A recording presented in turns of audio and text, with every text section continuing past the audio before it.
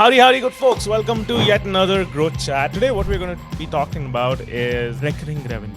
And these kind of topics get supercharged and get a new life when we hit recession or when we hit an economic downturn, because that's when, one realization that really strikes every marketer, every business person is that, hey, if I'm able to retain my current users, I don't have to acquire more. And if I don't have to acquire more, I'm going to be spending less. And if I'm able to retain more, I'm going to be making more money.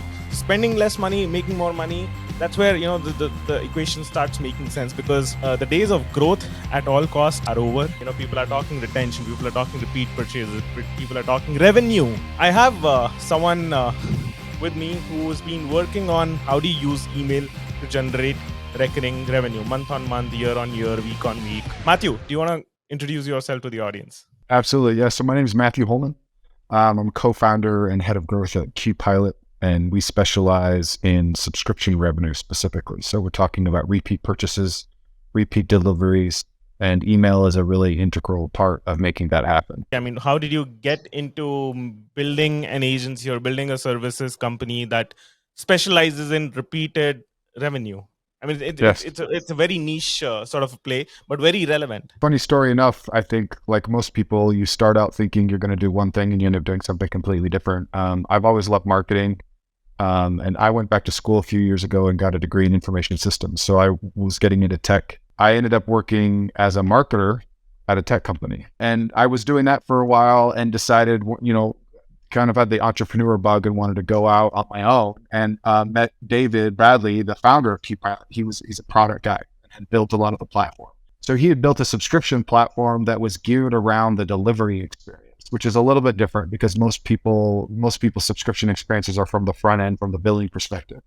But with my background in logistics, it plays really, really well in from a marketing standpoint. So if you think about it just like this, the future of commerce is, we're seeing really strong signs of people buying more and more online, even locally online. And for any business that's offering those types of online sales, you mentioned it, the cost to acquire a customer is really, really high. The cost to retain a customer is really, really low. So if you can bring in the right type of customers and find ways to keep monetizing them and delivering value for them and capturing value from them, which is revenue, you have a really, really powerful business model. And that's what our software tries to enable and make possible for businesses. Got it. Superb. So let's get into the meat of today's topic. We are talking about, hey, sure, retention's greater than acquisition. Recurring revenue is the holy grail. How does email have a role to play in here? I mean, there are a bunch of things that you can do.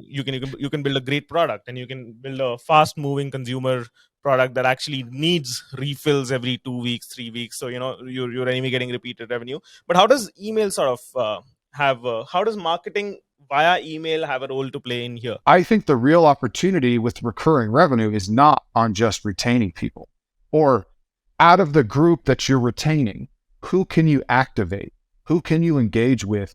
Because the people that you can engage with more are the people that are going to actually make more money for you. And this is what I mean with e-commerce or an app. Say you're talking about people are buying pet food. Pet food is a really easy one for people to visualize. Say you have a pet, you're ordering pet food online on a subscription, you're getting pet food delivered to you every month. When you acquire a customer, they subscribe to that pet food. How do you get them to try other products? How do you get them to become more profitable? If they're buying $50 a month in pet food, how do you turn them into a $100 a month customer? And the best way to engage with that, aside from using like some inserts and samples, is actually through email marketing. Email marketing plays this critical piece in driving that recurring revenue, because you have, at least from a subscription standpoint, you have two really critical opportunities to communicate with somebody, right? You have whether a general communication, so you're sending to your subscribers content each month related to your brand, new products, new offers, new specials. There's also an upcoming order notification. So if somebody is getting an order was about to process, you're sending them an email with an opportunity to upsell them to other things. Now, the beauty of email is that you can segment people versus product, versus how frequently they're getting that product. If you're doing surveys or other items, to segment people even further, and you can tailor those emails to be much more specific. So that's one of the greatest places to start thinking about retention is, am I trying to just keep people, or out of the people that, because not everybody wants that. Some people they just want the product. They don't want anything more than that. But out of those, how do you find the people that are willing to engage more? The people that are opening your marketing emails, the people that are opening your order notification emails, right? And those are the people we want to market harder to get more value from them from a recurring standpoint. Got it. Understood. And there are certain metrics that you can analyze further. How many click rates, how many open rates, what are these guys doing? Are they filling the forms that I'm giving? Are they downloading the downloadables that I'm giving? So there's the brand side, there's this brand narrative that's at play, but there's also certain some things that you can do on the workflow side. What can you do on the workflow side when you're looking at increasing or sustaining subscription base for an e-commerce brand? Yeah, so there's a couple things. First is identifying what types of workflows or behaviors are finding more success. So an example would be like upsell opportunities. So looking at conversion rates on upsells after post-purchase versus what length of email sequence usually people upsell. I always like to identify what products are most commonly either bought together, especially on a subscription. So if you're selling pet food, this product usually is paired with this. So you would want to then start segmenting your workflows based on those things, like just core looking at common products bought together, and then most popular upsells. That's the best place to start. And that's where I would focus on without getting necessarily too sophisticated. If you can segment based off of an additional information that you can usually pick up in post-purchase surveys. And so one of these things, for example, is this idea of pet food. Let's take, for example, a pet food that is, it's all natural, fresh meat. So if I know that somebody's buying my pet food because it's all natural versus somebody that's buying for the convenience, the person that's buying for the convenience, I'm just want to making sure that they're okay. I want to make sure that they're getting what they need. They have the right amount. That's it.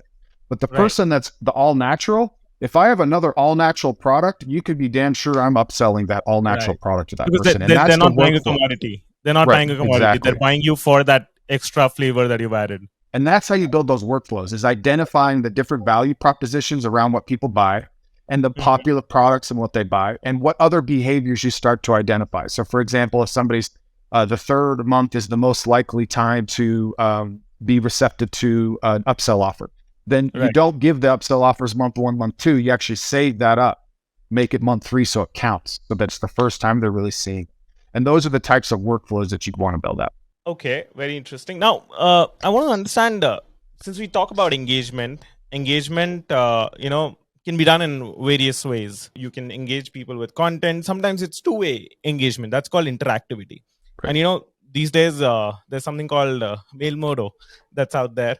And, these guys have rolled out accelerated mobile pages into emails. It's sort of like interactive emails where you can get form fills within emails. You can do a spin the wheel. You can do... You understand gamification has a big role to play in e-commerce. Absolutely. That's entirely, it's an invention of e-commerce. Spin the wheel, lucky draw. Have you tried these kind of experiments?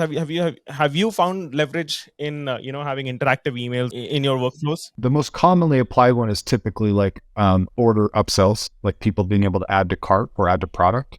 And so it's interactive from the sense of like people can actually add an item to a subscription without having to go through the checkout again, right? So they just click a link and then it just auto loads. We've seen a lot of success there because it just removes a friction point for people. But honestly, like understanding Mailmodo's technology, I think that we're just at the cusp of starting to see more and more of that, because the idea is you could actually get more information from people. So the more information you can get from somebody on a recurring relationship allows you to market to them better, right? And information is data points. Yeah. Like all kind of interactivity. Hey, did they like this? Did they not like this? Right. Yeah. And if asking somebody how things are going, like a really common basic flow is just a general like smiley face, unhappy face, really sad face, and depending on what they click, launches or loads a different experience for them. Right. Especially if they like something, you can do something like or do you want a special offer, or launching a review site, or a social link post to talk about your product and how much you like it, right? There's a lot of ways you can create more opportunity for your customers just doing that kind of thing.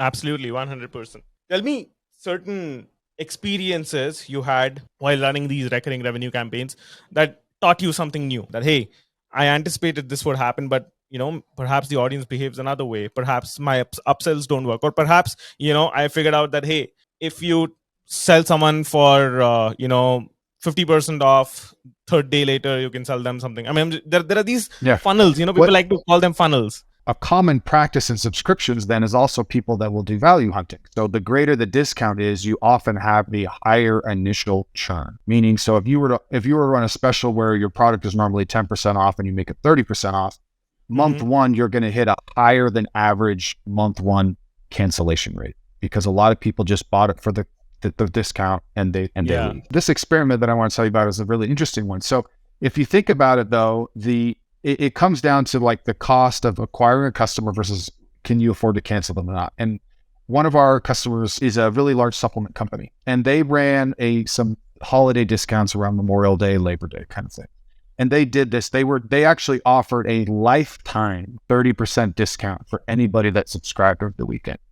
Now, you would think that's like giving away the farm, and they're going to hit high initial cancellation rates. And while they did see a higher than average initial cancellation rate, what they did see, however, was really high LTV after that. So out of that group that they made that offer to, they found a lot of people that were interested in the lifelong relationship. And while they were getting the 30% off, they bought more and more products and they sticked around longer.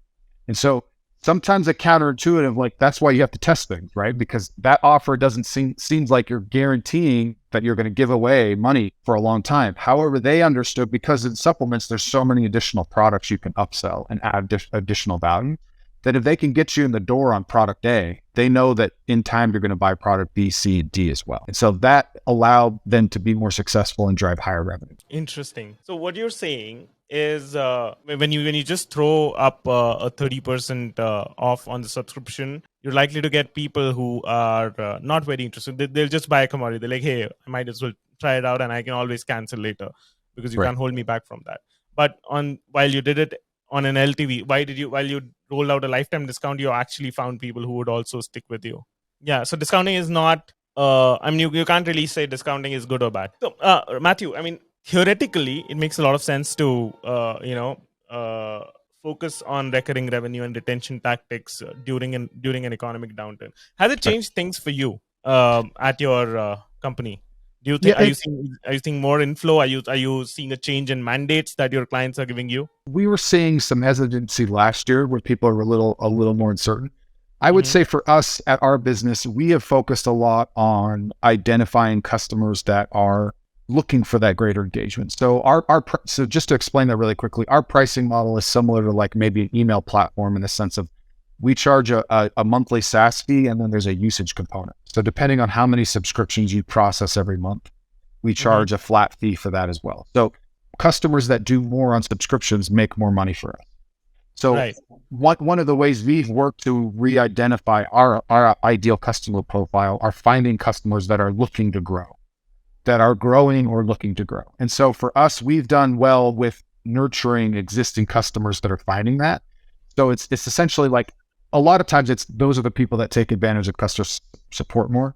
They take advantage of working directly with me more to find out what campaigns or what kind of positioning they should be doing to be more successful. So, and that's what I mean by a great example of like, there are plenty of people that sign up for our software that don't ever communicate to us.